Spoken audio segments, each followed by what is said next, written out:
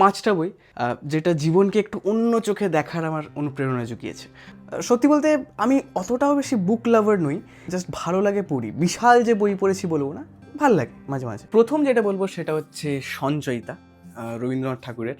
বেশ ভাল লাগে বেশ কবিতাগুলো পড়তে আমার বেশ, আর এখান থেকে অনেক অনেক কিছু জীবন নিয়ে জানতে পারি বা অনেক কিছু জিনিস উপলব্ধি করতে পারি। দ্বিতীয় যে বইটার কথা বলবো সেটা হচ্ছে বিভূতিভূষণ বন্দ্যোপাধ্যায়। আমার এতটাই বেশি কাছের এই বইটা। বিভূতিভূষণ বন্দ্যোপাধ্যায় আমার প্রিয় লেখক। সেটার সাথে আচ্ছা, আমার প্রথম উপন্যাস আরেকটা বলে দিই। প্রথম উপন্যাস আমার এইটা, চাঁদের পাহাড়।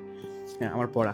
তাছাড়া যদি বলি আদর্শ হিন্দু হোটেল, আর আরেকটা গল্প আমি উল্লেখ করব, দেবযান। দেবযান গল্পটা মানে বিশাল। ওটা শুধু গল্প নয়, ওটা না আমাকে চেঞ্জ করে দিয়েছিল। আমাকে অনেক কিছু জিনিস ভাবতে আমাকে বাধ্য করেছিল। বিভূতিভূষণ না থাকলে না আজকে আমার অনেক কিছু হয়তো চেঞ্জ হতো না আমার জীবনে। তৃতীয় যাকে না ধরলেই নয় সেটা হচ্ছে শরৎচন্দ্র চট্টোপাধ্যায়ের উপন্যাস না, এর মধ্যে গল্প রয়েছে। শরৎচন্দ্র চট্টোপাধ্যায়ের একটা বিষয় হচ্ছে সম্পর্কে যে টানাপোড়েন থাকে, সেটা স্বামী স্ত্রীর মধ্যে হতে পারে, ভাই বোনের মধ্যে হতে পারে, কি দেওর বৌদির মধ্যে হতে পারে, যাই হোক, সেই সম্পর্কটাকে কোথাও না কোথাও শরৎচন্দ্রবাবুর থেকে আমার মনে হয় না কেউ বেটারভাবে লিখতে পারে। এই সম্পর্ক টানাপোড়েন, যা আপনার মনের ভেতরে কী রকম কী কথা চলে, সেগুলো কোথাও না কোথাও আমি শরৎচন্দ্রতে পাই। যদিও অনেকে বলেন শরৎচন্দ্র অনেক পুরনোভাবে লেখেন যেন, বাট আমার সেটা কখনো মনে হয় না।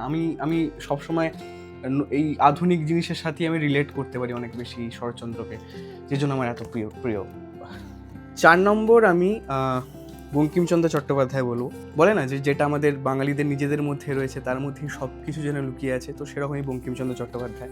ওনার লেখা ইন্দিরা গল্পটা আমার দুর্দান্ত লেগেছিল। ইন্দিরা যদি বলি, কপাল কুণ্ডলা যদি বলি, রাধারানী বলে একটা ছোট গল্প ছিল, আমার খুব সুন্দর লেগেছিল গল্পটা, রাধারানী। একটু শক্ত ভাষাটা, কিন্তু যদি করতে পারি আমার দুর্দান্ত লাগে। আর এই বইটা আমি রিসেন্ট কিনেছি, মানে আমি কিনিনি, আমাকে একজন গিফট করেছে। তো এই বইটা আমার খুব প্রিয় একটা বই। আর এখান থেকে আমি সত্যজিৎ রায় যখন শুটিং করতেন, সত্যজিৎ রায় আমি খুব বরাবরই ওনার ফ্যান। তো উনি যখন শুটিং করতেন তার পিছনে যে ব্যাক স্টোরি কিছু, সেই জিনিসগুলো আছে এর মধ্যে। তো এটাও এমন একটা বই যেটা সত্যি আমাকে সেই জায়গাতে নিয়ে যায় বা আমাকে সেরকমভাবে ভাবতে বাধ্য করে। বাঙালিদের মধ্যে এমন কিছু বই রয়েছে, এমন কিছু মণিমাণিক্য লুকিয়ে আছে, যেগুলো সত্যি আমাদের অনেক অনুপ্রেরণা যোগায় বা নতুনভাবে অনেক কিছুকে দেখার একটা চোখ খুলে দেয়। তো সবাই আমাদের অনেকেরই পড়া বইগুলো, তো তাও একবার শেয়ার করলাম।